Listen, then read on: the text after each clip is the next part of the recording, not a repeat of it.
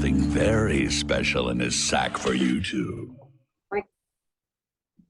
Let it hang loose, brother. Let it hang loose. All the way to the right. There we go. So this is Hot Tag Reviews.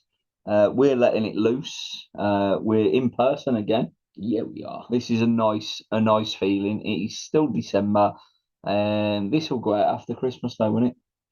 You got to tell me what we're doing first. I'll let you know. Oh, okay. So we are going to do top of the gimmicks. Top of the gimmicks.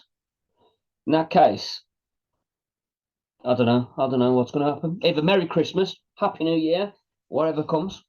Cling, cling. Cling, cling. Oh, was we not doing that? My bad. We normally start the show with a nice drink, so. Nice drink indeed. So whiskey and coke. Mr. JD, he's the choice of poison this evening, ladies and gentlemen. We love it. We love it. I hope you love it too. We are here for top of the gimmicks, which means we're going to discuss 5 of our top things. And this week, we dealt with promos. So I am Rob Campbell. I am your bastard, Craig Challoner. And this is top of the gimmicks. Top of the gimmicks. Promos. This could have been a fun one, really. This could be quite difficult as well. I know this one could be quite difficult because Rob had to take notes. I did, and like, spoiler alert, there's a list. And you can't see that, and I love that. And it's not going to adjust so you can see it. You just see a white screen. Thankfully, it's not a nude, right? So yeah, I've got some honourable mentions. I've got a top 5 now. I've got a pick in there, even to pick off the bastard Craig Chandler, just because he will do me over on testing Raymond a little bit later. I mean, there's always a possibility that'll happen. There is. So how do you want to do this? Let's just go balls deep on this. Okay. So promos, we're doing promos. We're not doing who's good on the mic. We're doing a specific promo. Yeah, exactly. So for you people out there that like those little moments that make you cry, make you laugh, make you scared. Could be anything. Could be anything. Could be anything. Like all the goddamn casket match. Goddamn casket match. Turn on the lights. Let's do a top 5 fucking promos. Go on, you can kick us off this week. I'm pretty sure I kicked us off the last week. So I am gonna start with the promo that I feel will annoy you. Is that your old man's that's your old man? That's great. That is. I love that. So I'm gonna go with the pick that I think will annoy you, but I like also deserves a spot. That's cool. I'm gonna go with Ric Flair. Mm-hmm. I'm gonna go with Royal Rumble 1992 promo with a tear in my eye. So this promo, I feel, is raw emotion. I feel it's a performer that has got vindication, that he's not only performed well at the highest level in the NWA/WCW, he has now become the real world champion as per the gimmick that was happening at the time. Therefore, the promo that he conveys is real. It's raw. It's there. And that's why I have to include it in my top 5. The reason it pisses him off, or it doesn't piss him off, or it does piss him off, is because it's Ric Flair. Yeah. He's overrated, but he's not, because he's great. And also, it doesn't make my top 5, but he's definitely my number 6. Oh, okay. Wow. It is by far Ric Flair's greatest promo. Without a doubt. It is the most real. Yeah. And it felt honest. And that includes his retirement run. Yeah. Which one? Well, you know, the first one. It also includes, his last promo on Nitro. Was that up there? Yeah. Yeah. I mean, limousine riding and everything else. Yeah, it's iconic. Yeah, don't get me wrong. Because it makes it. Yeah. But that, with a tear in an eye, this is the moment of my life. Yeah. The best moment of my life. His words. So it wasn't the best moment of my life. It is good. It is really good. I'm not a Ric Flair guy, but he's great. Without a doubt. And I just like to take the piss sometimes, Rob, because it's upsetting. And that's fun for me. It is fun. It is fun for him. So, yeah, I've got no problems with that. Well, as you've gone Ric Flair, I'm going to go with his great friend who he loves so much. I'm going to go with one Mick Foley. Nice. And Mick Foley's got fucking hundreds of great promos. Without a doubt. Like, he's an amazing promo. But for me, Kane Dewey, which we have discussed, I fucking loved that moment. Not for Mick, obviously, because he had to read a sign talking about his doing for baby getting caned by random people in the crowd, which sucks for him. But this was fucking another level. Cactus Jack at the time in ECW was the heel. He was the bad guy going up against Tommy Dreamer. Everyone hating him. But everything that Mick said in that promo was true. Yeah. And that's what made it even better. And you felt every second of it. And when Mick started getting angry and shouting, and Mick never shouts in a promo, he never needed to. He'd screech with his Jack gimmicks, his Mankind gimmicks, whatever. But he didn't need to shout. But that was before, right? Perfect. That was before Mankind. Yeah, that was before the Mankind thing. Yeah. Cactus Jack in WCW was quite limited, really. This would have been after the deathmatch stuff. Yeah. Anyone seen the deathmatch promo? He did a deathmatch promo where he ripped them apart, saying, "Why did I put the body on the line for you people?" and everything else. That was amazing as well.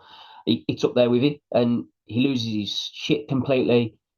Mick Foley doesn't swear. Mick Foley swore in that promo on more than one occasion, and we all know how much of a Santa Claus he is. Exactly. Mr. Christmas himself. So the Kane Dewey promo from ECW is fucking by far Mick Foley's number one for me. Absolutely love that. So that's my number 5. Okay.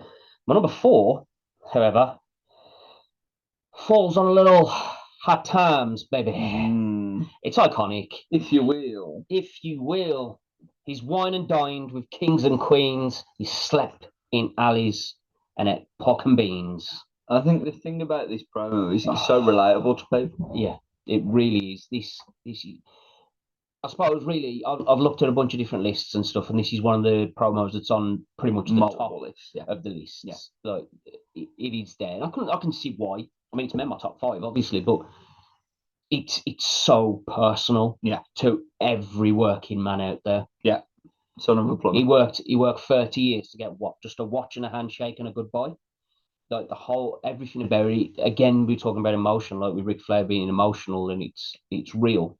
Everything about it felt real, and Ric Flair took that away. He put hard times on the Rhodes family.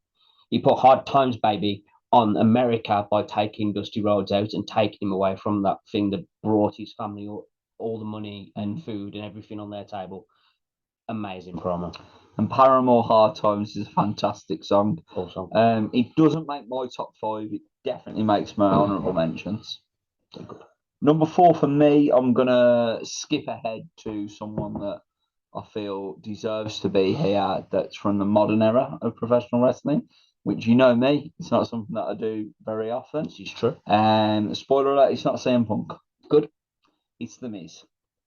It's talking smack. It's Daniel Bryan. Yes. It's raw. It's emotional. It's real. It's everything that I believe a promo should be. And it fucking absolutely puts this man over to the superstar level that he should be recognised as. If we were in 1996 and he was cutting promos like this, he'd be on top of Shawn Michaels. Yeah. Or he'd be up there with Shawn Michaels and Bret the Hitman Hart. Without a doubt. He's so just in the shuffle because we're so far developed to where we are now. He gets underappreciated now and again. And to make the IC title more relevant than the World Heavyweight title or the WWE Championship at the time, it's a massive thing to do. And Shane McMahon, Daniel Bryan, on-screen general managers, was not putting him on the show. Yeah. And The Miz said, fuck that noise. I'm the Intercontinental Champion. I'm the workhorse belt. This is the reputation this title has. And he went out there and he fucking smashed it. And Daniel Bryan was like, wow. Like, and as much as a fucking shoot it was a work at the same time. Yeah. I'm assuming you've seen the story behind it. Yeah. The timeline is great, right? Oh, mate, it's amazing. Shout out to the WWE Network. Like, I love these little timeline gimmicks. I know it's a side note, but I love them because they give people like us that little extra in. And which we love. Like, I watched that Talking Smack live. That was one of the ones that I'd seen straight after the show, and I watched, and I sat there like, holy fuck, I'm unsure whether or not this is a work. It was such a fresh time where, in all fairness to SmackDown and what they were doing in that 2016 era, realistically, right? This was big. This was, if we compare it to what we're seeing on today's screens, this was Sammy Uso big. Yeah, this was amazing. And that's This right. was definitely Uso. I called him Sammy Uso. So you should. This was definitely Uso. It was, mate. Yeah, it didn't make my top 5, but it definitely made my mentions because I mean we talked about this a couple of times, like leading into this promo one. I've had to throw things backwards and forwards because I'm like, oh my god. Well, when I got here today, Craig, just to give you an indication, told me he had at least 12 listed and said he was finding it very difficult. I did not have anything listed when he told me that. I have my top 5 and I have around 8 honourable mentions. So I'm probably around the same as you. And there's probably more I could mention. There's probably more I could talk about. But, for the purpose of this show, I want a clear top 5, and I feel I've got it for the reasons that I want it for. Yeah, definitely. I'm not mad at that one either by the Miz. Great promo. Good. What's your number 3? What was your number 4? What was my number 4? I ain't giving mine. I bet that would help, wouldn't it? Hey, this Jack Daniels has gone. No, I did. Hard times, dickhead. Oh, hard times. My bad. Okay, number 3 then. Number 3 for me is WrestleMania 6. Oh. It's a certain Jake the Snake Roberts. Okay. And it's him talking about Ted DiBiase and the difference between the two characters and the beliefs of Jake the Snake Roberts and the beliefs of Ted DiBiase. Yep. And he doesn't shout, he just talks. And he makes you listen to every single word. And Jake had the ability to do that. And still does. He does. He still does. AEW, the stuff he's been doing. Oh, is he still there? I don't know. But the stuff he was doing. I know he had. Was amazing. He was close, wasn't he, recently? Yeah. And, so he's in recovery. We wish him all the best, obviously. These things happen to the best of us. But Jake the Snake Roberts is an absolute legend and who's gone through some hard times himself, as we know. Addictions, XYZ. We all know the history of Jake the Snake Roberts. If you don't, why are you watching this program? To shoot. Yeah, it's true. To shoot. You should know Jake by now. Especially exactly. Jake's life. Go watch Beyond the Mat, you losers. One episode. What a fucking gimmick. Jake the Snake Roberts, no matter when he cut a promo, was always great. But this promo, it is the epitome of the difference between, and as we touched on Dusty Rhodes recently in Craig's number 4, the hard-working man versus the rich man. Yeah. And going after Ted DiBiase, who everybody's got a price. And again, another great promo. No matter what he did, the gimmick was there. The gimmick was real. Ted DiBiase made it believable. Jake the Snake Roberts was the counter to that and more with the religious side of things and just the words that he uses. And I can't quote him directly. The way Jake would speak in it. But that promo, and I think one of the main things for me is it made me feel something. And if I watch it, I still get goosebumps. And I think about it, I still get goosebumps. Therefore, it's my number 3. So, stick on number 3, sticking with Jake Roberts. Nice. That promo that you just mentioned is my number 2 Jake promo. Not my number 2 on the list. It's my second best Jake promo. Okay, nice. Let's clear that up. Number 1, I was torn, you see, with that one because I do love that promo because at one point Jake's talking and then Jake just brings his voice right down. He talks so soft. Is it Sean Moon? And it brings you in as well. And I can't remember who it is, but they have to come in dead close. But for me, the one that topped that, and I think it's more because I had Dusty on previously that I kind of went this way. But I'm going 91 Jake and the Warrior. Nice. And Jake literally comes out and he just speaks as calm as Jake always does, and he tells Warrior the story of the rabbit and the snake. And he says to the Warrior that you are a typical rabbit. One day the rabbit's hopping down the lane and he sees a snake's been run over by a car and the snake's on its deathbed and the rabbit runs over to the snake and he says, I'm going to take you back to my home and I'm going to help you. I'm going to bring you back to health. And the snake goes, Halloween 5? You can't. I'm a snake. You can't do that. I'm a snake. And the rabbit goes, no, I can. I'm going to take you back. I'm going to look after you. And the rabbit did. The rabbit took him back home. The rabbit looked after him. He nursed him. And he went out one day to go and fetch some food and some water for the snake. And he came back and the snake wasn't there. And the rabbit's looking around. He's like, where's the snake gone? Where is he? Turns around. All of a sudden the snake bites. And the snake gets that rabbit down, and the rabbit is pinned, and the snake looks at him and says, "I'm going to eat you now." And the rabbit's, "Why? Why would you do that? I helped you. You're my friend. I'm your friend. I did all this for you. I'm a snake. Not a son of a bitch. I told you from day one, don't do this. I'm a snake." What a son of a And the bitch. way he puts that across, when I was a kid and I watched that, like in '91, I was still a child. You was young. I was still a child, so that's acceptable. How old was I? Young. I was 8. Yeah, I was 7 or 8. So I was 8. So I watched that. I remember going downstairs, going back downstairs. No, going to bed and then going back downstairs eventually.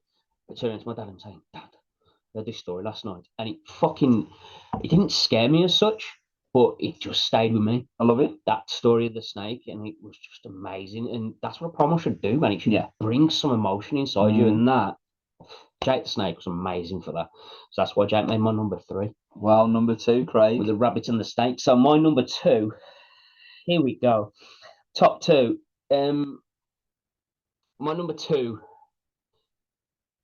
is a bit of cream of the crop. Oh, honourable mention for me. Oh. I love that you're wearing the hoodie. Yeah, my boy. You gotta love him. It's a fantastic hoodie. It really is. It really is. Need WWE to send me shop. the link.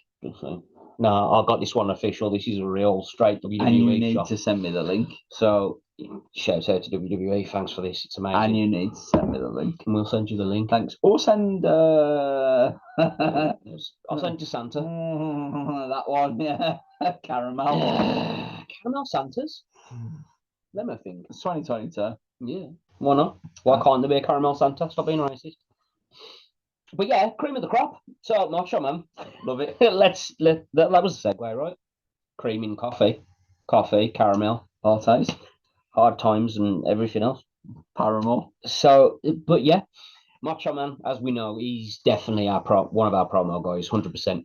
Everything about the way Macho Man puts out a promo, the way he's just amazing. But this particular promo, the fact that he walks out and he's just he's not holding anything particularly, he can't see anything, and he's walking up to Gene and he edges in like this, and got a Eugene and some cream. And then he brings it in and you're like, why are you talking about cream, you fucking freak?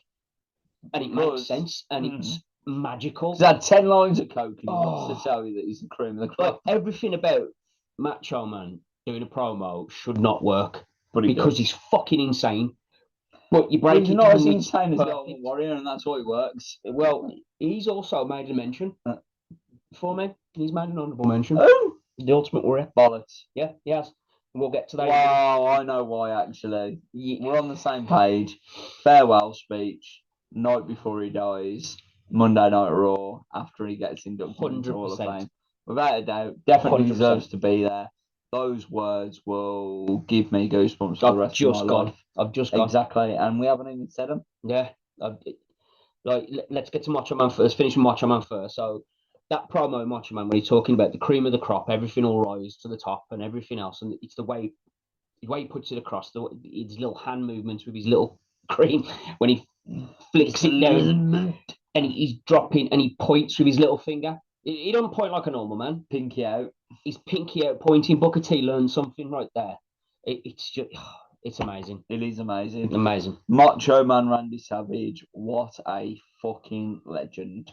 From one legend to another legend, from one Hall of Fame inductee to another Hall of Fame inductee. Remember he's in the Hall of Fame tonight? I did remember that he's in the Hall of Fame. You know what? It's because his brother did it. Anyway.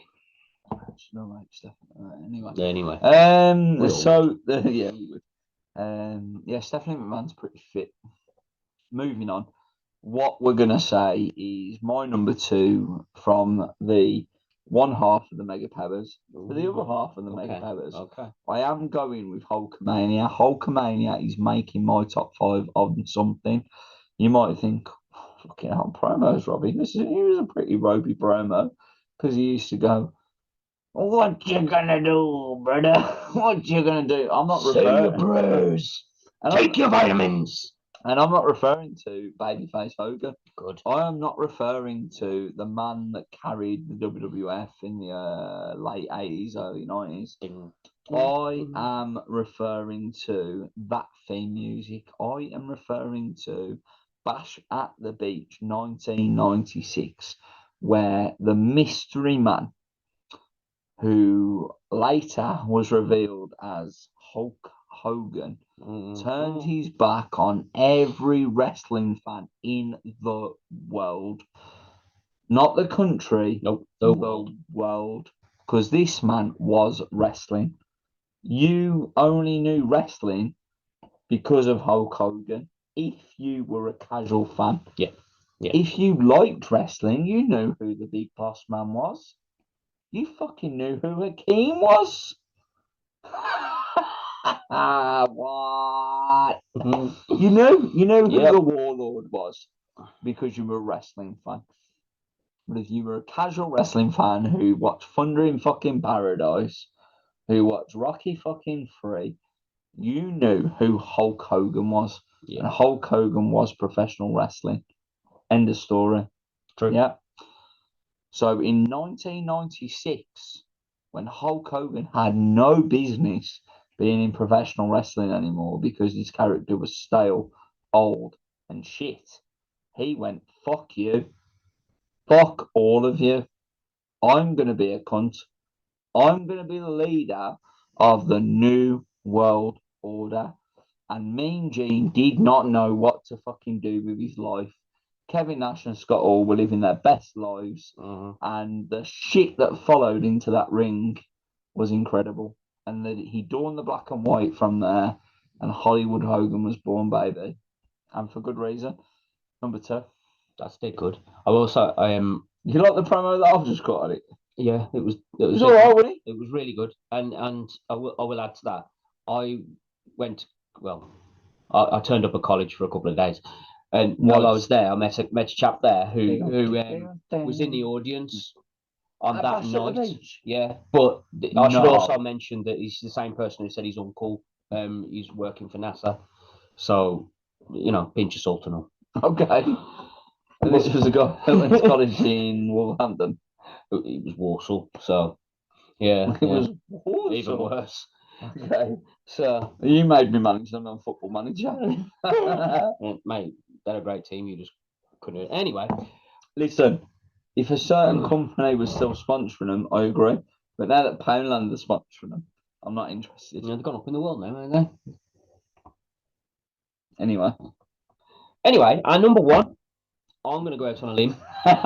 Number 1. I'm going to go out on a limb. Number 1. That's what I'm going with. I love that. I'm going to say that if your number 1 is not the same as mine, you're wrong.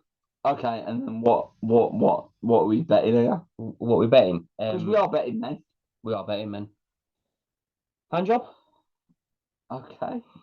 So, if mine's not the same as yours, you're giving me a hand job. Or am I giving you a hand job? Either way, I think I should get a hand job. That's a fair assessment. Yeah. Okay. This got weird. I really hope that we have the same. Does it involve some numbers? It might involve some numbers. Does it involve a King of the Ring? It does involve a King of the Ring. We don't have to give each other hand jobs. Yes. And does it involve? I still want to give you a hand job. Yeah, still. Okay, nice. And also, does it involve a certain person that's already made our list? What? Has he? Jake made our list. Did yes. Jake made our list. And obviously, thump your Bible.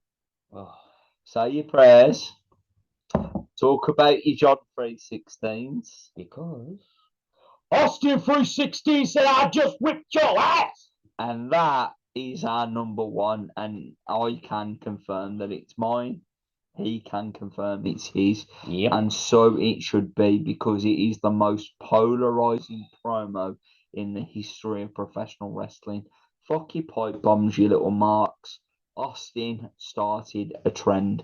Austin started a trend before trend was a trend. Also, during that promo, for those that don't want to educate yourselves, Austin also he made the list. He did. During that promo, he put every member of the roster on the list. He did. The list of Austin. Now, don't get me His wrong. words. Jericho didn't get the list of Austin from Austin. No. He got it from Ryan out the office. That's fair. That's fair. But even so, doesn't matter. Austin had the list first. Austin had the list first. And the thing is, Austin did put everybody on the list because he then went on to win the Royal Rumble in 97 and even more so in 98 when he was on everybody's fucking radar, right? Yeah, good Rumble. There you go. Austin made everybody's list, but instead of him being the prey, he was the predator. He was indeed. And there you go. Austin's career is based on that promo initially. Merch sales are directly based on that promo. You look what happened. So Austin got taken to hospital earlier on. Yeah. Because of a staph infection, I want to say. I think it was the staph infection in the elbow or something like that. He got taken to hospital. He came back. He spoke to Hayes. I love that. Maybe it was Michael Hayes. Spoke to Michael Hayes and went, "What have I missed?" What Jake just said. Voice noted what I've said, which is great. I'm literally just deleting it. It's fantastic. Yeah, spoke to I want to say it's Michael Hayes. It probably isn't. It was. Could have been someone else. Doc Hendricks. And he was like, "Sorry, yeah, he was Doc Hendricks, wasn't it?" What was the crack? What did Jake say? Some Bible shit. Austin went, got ya. Austin went out there, did the gimmick. Jake went home. Austin said, "Get that piece of crap out of my ring, out of my arena, out of this company. Give him a bottle of White Lightning." He said some fucking. Bottle of White Lightning, that's good. Some kind of cheap beer. Got me dead drunk at 15. That did. I've never liked it. Never liked cider. It's dirty. I'll stick to whiskey. Fair. Yeah, and then talk about your Psalms. Talk about your John 3:16. That was the birth of the biggest rise in merchandise ever. Like John Cena's done amazing. Roman Reigns is doing great. Right now, the Shield, everything else. Like they're all doing great. But what Austin did in that short period of time, nothing ever compares. This and again, this was 1996, people. This is not the social media world. This is not the Google answer everything world that we live in today. This was 1996. Sonny was the fucking most searched gimmick on AOL in 1996. That says a lot about this world. Stone Cold Steve Austin, you're number one for both of us. We've got some honourable mentions. I'm going to cover mine off. You'll probably tick them off as you go along. I know you've got a bigger list than me. That's why I'm starting. Yeah, that's fair. That's fair. So AJ Lee makes my honourable mentions with a Total Divas promo. Nice. Where she grilled them in the ring. Yeah. Brett, who snapped at Vince McMahon, pushed him over in the cage and said, "Fucking, this is bullshit." That makes the list. Sean Montreal. Okay. You know the one. Yeah, never mind Hogan. Yeah. Because we could sit here and we could talk about Austin and Angle backstage. We could talk about The Rock and Billy Gunn and, all of those, Jericho and 1004 holds. There's so many different variations of promos, but we're talking about the ones that really bring out our emotions. Macho Man Cream of the Crop, as we mentioned. Mark Henry's retirement makes my honourable mention. Sam and Jackie, fantastic. Joey Styles promo when he quits on Monday Night Raw. That was amazing. Makes my honourable mentions, as does, and my last one, Paul Heyman on SmackDown to Vince McMahon's fucking face about him basically stealing his living. Paul Heyman at ECW's One Night Stand. Beautiful. Mate, I've just goosed for that. Oh, beautiful. That's up there. Paul Heyman's cut loads. Like anybody that's an ECW guy, or girl. You are. If there's any ECW folk out there, or a table, there should be ECW people. Yeah, guy, girl, table, indifferent, whatever you want. A glass, and I will drink out of you. Panda. I like pandas because I like panda style. Yeah, it's good. Panda style. It's my go-to cum position. Is it? Or is it just like no, no? I'll explain it off camera. Yeah, off camera. You'll have to figure it out yourself. You can look it up. Also, girls finger painting. Don't look that up. 2 girls, 1 cup. Don't look that up. No, trust me. The 4 girls finger painting's worse. Shit. Don't look that up. Do not type that into Google. Do not put that in your search engine on your phone or on your laptop.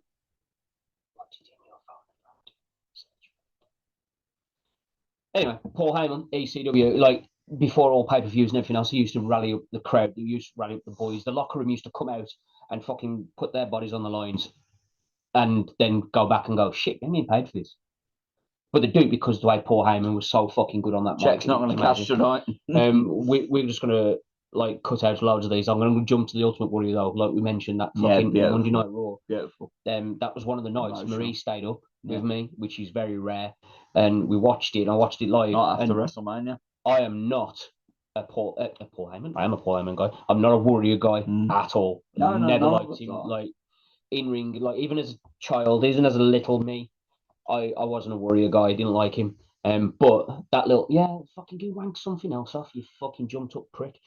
But that moment when he put that mask on and he cut that promo and he was saying one day man's heart will beat its last beat, his lungs will breathe its last breath, but it's about what you people remember of him and what you people think of him and something along those lines. It was amazing, and you can put that on anybody that's a hero in your life. 100%. Anybody. Yeah. So the Warrior was saying words that you can then make transmittable or transfer to your dad, your uncle, your brother, your friend, anybody and everybody. It's transferable fact, 100%. Like that promo finished, he went out, he went off air, and I sat there with a tear in my eye. Not as good as Ric Flair, but I sat there with a tear in my eye, and I looked at Marie and I went, I think he's saying goodbye to us. And then he did, and then the next day he died. Say goodbye, and it was within 24 hours. It was within 24 hours. And what a promo! Yeah, what a promo! The only reason it didn't make my top 5 is because it wasn't a promo as such. It was his way of just letting everybody know, like we've all got this in us. It's about what you leave for everybody else, and I think that's a good way to give it a nod and move along. There you go. And that was our top 5 promos. Before we get too emotional, what are yours? Let us know in the comments. Direct message us. Send us a message on email. Follow us on all the gimmicks. We've got YouTube, we've got Facebook, we've got Instagram, we've got Twitter, and we've got one personal favourite, TikTok. I fucking love a bit of TikTok. I love a bit of TikTok. Akeem dances. Akeem dances for days. I'm gonna do one. You're gonna get the opportunity to make me do TikToks. I'm gonna make you do TikTok. Yeah, but like popular ones, right? Puppet. You know, like popular trends on TikToks. I've got kids. They can. You're gonna make me do it. Sound. There we go. That's what's happening. Handshake. Yeah. I'm Rob Campbell. I am your bastard, Craig Challoner. Until next time, which, by the way, is going to be something. We'll see you then.